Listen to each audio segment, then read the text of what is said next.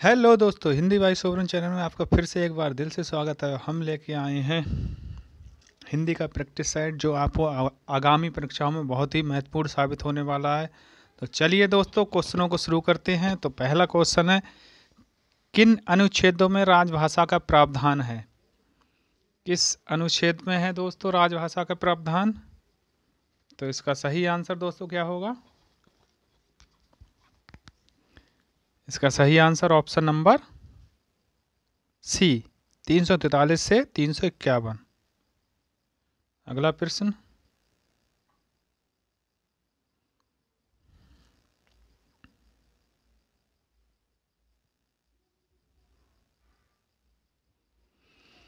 वर्ष 1955 ईस्वी के गठित प्रथम भाषा आयोग के अध्यक्ष थे? कौन थे दोस्तों प्रथम भाषा आयोग के अध्यक्ष? बहुत ही मोस्ट इंपोर्टेंट क्वेश्चन है दोस्तों। तो इसका सही आंसर क्या होगा? ऑप्शन नंबर बी, बीजी खेर। चलिए अगला प्रश्न, निम्न में से अल्प प्राण बल कौन से हैं? और अल्प प्राण बल का दोस्तों आप लोगों को कोड पता होना चाहिए। क्या होता है अल्प प्राण का, महाप्राण का? तो अल्प प्राण का क्या होगा? 1, 3, 5। अब देख लो दोस्तों 1, 3, 5 में कौन सा नंबर आएगा? तो ऑप्शन नंबर 1 और 3, ऑप्शन नंबर बी। चलिए अगला प्रश्न, हिंदी वर्णमाला में अयोग्यवाह शब्द वर्ण कौन से हैं? हिंदी वर्णमाला में अयोग्यवाह वर्ण कौन से हैं? तो कौन से हैं प्यारे मित्रों? तो इसका सही आंसर दोस्तों आप लोगों को पता होना चाहिए, अंग अंग, ऑप्शन नंबर डी। अगला प्रश्न दोस्तों, का, गा, जा, फा ध्वनियाँ किसकी हैं? तो ये किसकी हैं? अंग्रेजी की हैं या हिंदी की हैं या उर्दू की हैं या अरबी फारसी की हैं? तो प्यारे मित्रों क्या आंसर होगा इसका? इसका right answer option number B, D, अरबी फारसी की। चलिए अगला प्रश्न,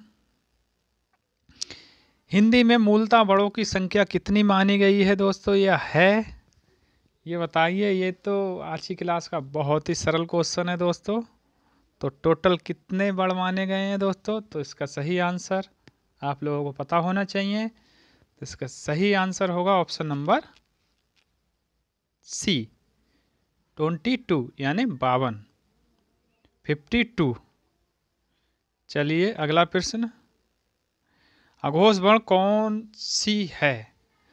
अघोष वर्ण कौन सी है? कौन सी है अघोष वर्ण का कोड दोस्तों? क्या होता है? सघोष का तो 3, 4, 5, तो अघोष का होता है 1 और 2।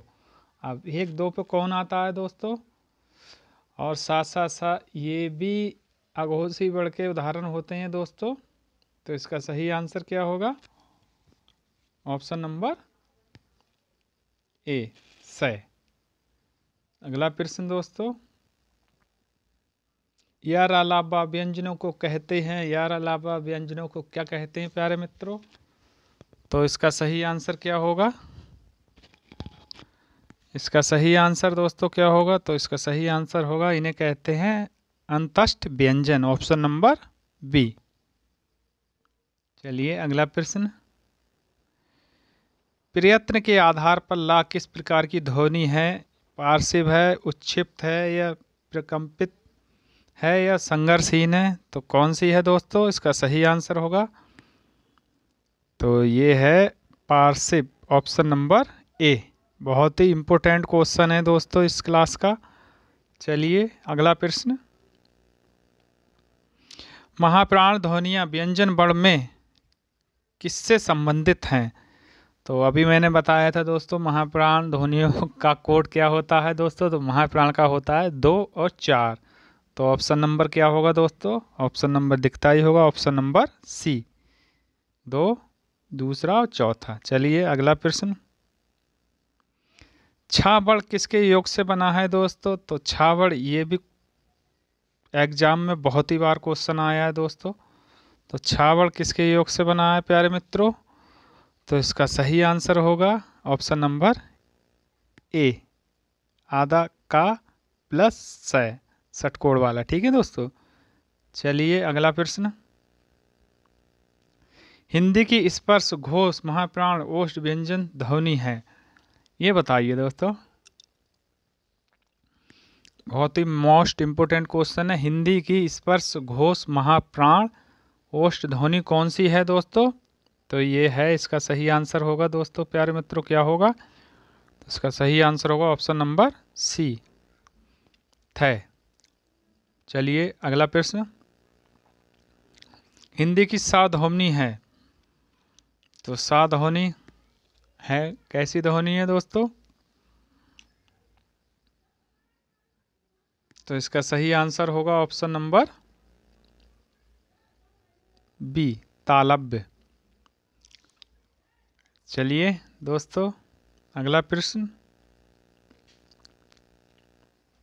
और इस क्लास का अंतिम क्वेश्चन है दोस्तों। आज क्लास ज़्यादा नहीं हो पाई थी, इसलिए क्षमा चाहते हैं। तो बताइए स, स, है कौन से व्यंजन कहलाते हैं? ये कौन से व्यंजन कहलाते हैं दोस्तों?